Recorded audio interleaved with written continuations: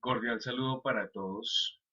Es el desarrollo de la actividad número uno del núcleo temático Sociedad de Conocimiento de la Maestría en Tecnologías Digitales Aplicadas a la Educación de la Universidad Manuela Beltrán. Para iniciar esta participación en el foro, es necesario relacionar las definiciones específicas que hacen parte de la jerarquía del conocimiento, también conocida como la jerarquía DIKW por sus iniciales en inglés, o pirámide del conocimiento. Esta pirámide, esta jerarquía puede ser también definida como un conjunto de modelos para representar las relaciones aparentemente estructurales entre datos, la información, conocimiento y en algunos casos la sabiduría. Para esto definimos los datos como una serie de representaciones simbólicas que pueden ser numéricas, alfabéticas, algorítmicas. Un dato puede ser 2015, que hace referencia al año. Es aislado, pero no está construyendo una información de manera compleja por análisis, sino simplemente es una representación numérica. Está dando un atributo cuantitativo, pero también pueden aparecer datos que dan atributos o variables cualitativas. Posterior a un análisis en una integración cerebral superior cognitiva, podemos llegar a la información. Y la información la definimos como un conjunto organizado de datos que ya han sido procesados y que van a constituir un mensaje. Y ese mensaje es el que cambia el estado del conocimiento del sujeto. En biología, en las ciencias de la salud, esta información se considera como el estímulo sensorial que afecta el comportamiento de los individuos. A partir de esta información podemos llegar con el uso de la experiencia hacia un paso más arriba en la jerarquía del conocimiento, denominado de la misma manera. ¿Y cómo se define? El conocimiento suele entenderse como los hechos o información adquiridos por una persona a través de la experiencia o de la educación, la comprensión teórica o práctica de un asunto que hace referencia a la realidad. Y esto se adquiere como un contenido netamente intelectual relativo a un campo determinado, como lo que hablábamos de las ciencias biológicas, o a la totalidad del universo.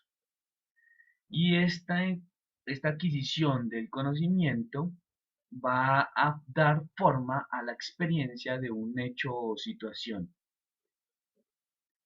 Es así como la adquisición de conocimiento implica procesos cognitivos complejos a nivel superior, a nivel del sistema nervioso central, como la motivación, las emociones, la percepción, las sensaciones, la tendencia, el aprendizaje, la conceptualización, que es lo que estamos generando en este foro, la palabra, el lenguaje, la lengua, la socialización, la comunicación, bueno, y una serie de procesos que nos hacen interactuar en esa construcción del conocimiento.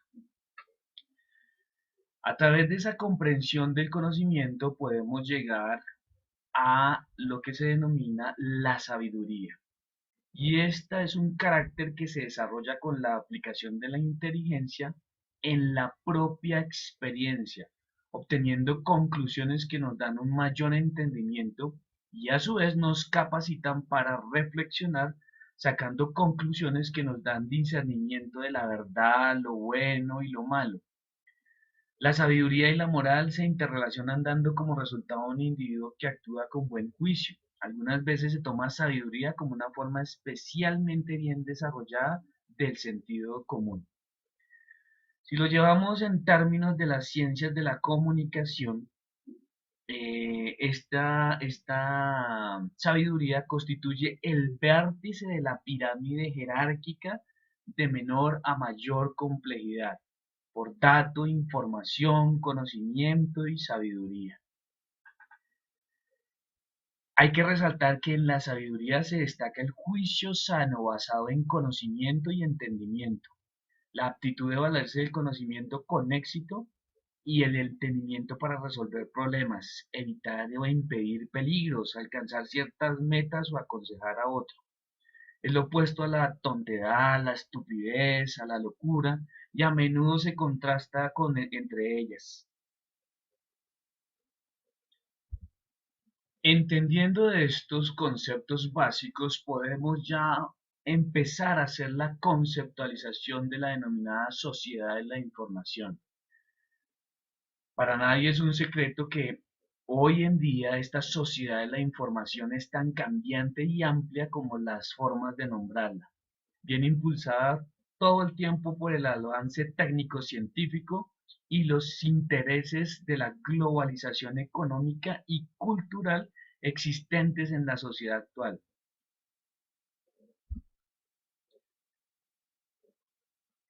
Toda esta información se vuelve cada vez más visual, más rápida, más accesible, con una difusión masiva en todos los estratos sociales y económicos.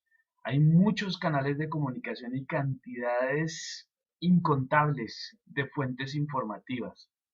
Todo esto lleva a que en la sociedad de la información ya no se aprende para la vida, se aprende toda la vida. Y eso configura así nuevas y evolucionadas visiones del mundo en el que vivimos que cambian e influyen en nuestros comportamientos. Y que gracias a la educación pues vamos a ir trabajando. Vivimos en este momento un gran auge histórico donde el volumen de información aumenta y aumenta y aumenta exponencialmente cada día.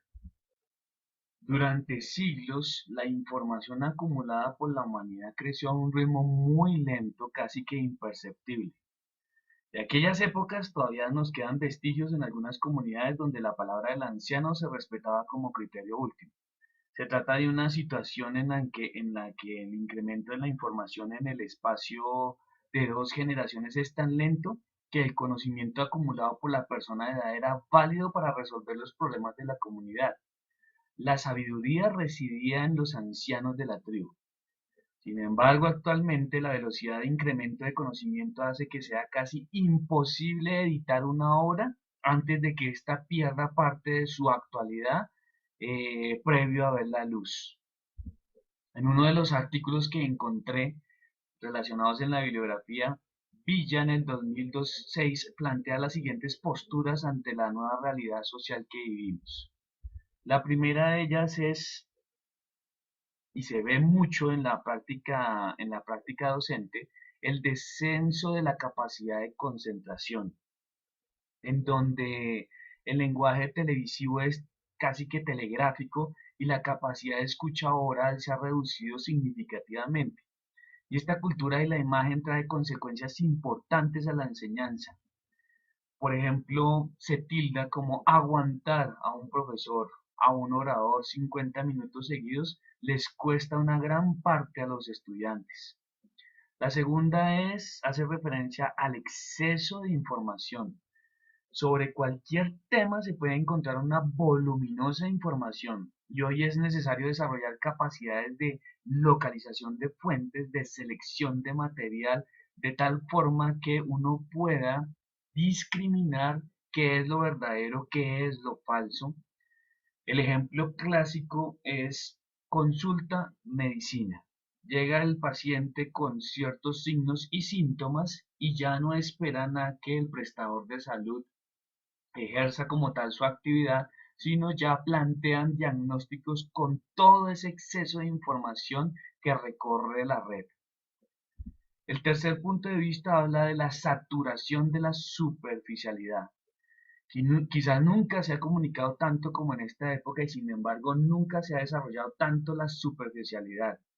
Otro ejemplo que traigo a colación en este sentido es familia compartiendo en un restaurante y uno se pone a verlos y cada uno de sus integrantes está conectado a uno de sus dispositivos. En conclusión, están todos, pero no hay ninguno. Parece que la gente siente necesidad de comunicarse en un mundo en el que cada vez la gente se siente más sola e incomunicada.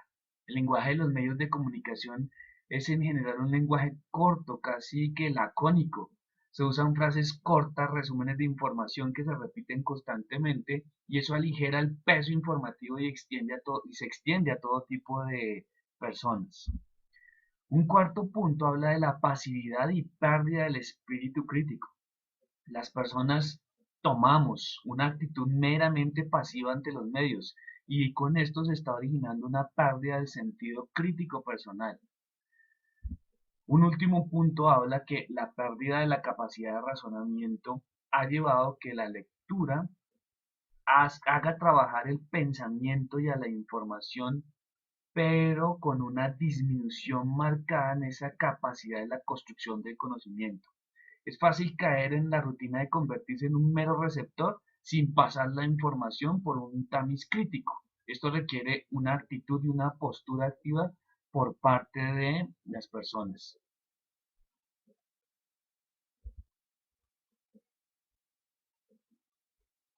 En otro artículo del autor Castells habla que la sociedad del conocimiento supone una nueva revolución industrial. La denominan una tercera revolución surgida tras una primera puesta en vigor con la máquina de vapor y una segunda guiada por la utilización masiva de la electricidad, y de allí viene el sustento de la información y la capacidad de gestionarla a través de las TICs, las tecnologías de la información y la comunicación, como una tercera revolución industrial. Con esta base conceptual podemos dar respuesta al interrogante: ¿qué aspectos debemos cambiar para construir una verdadera sociedad de conocimiento?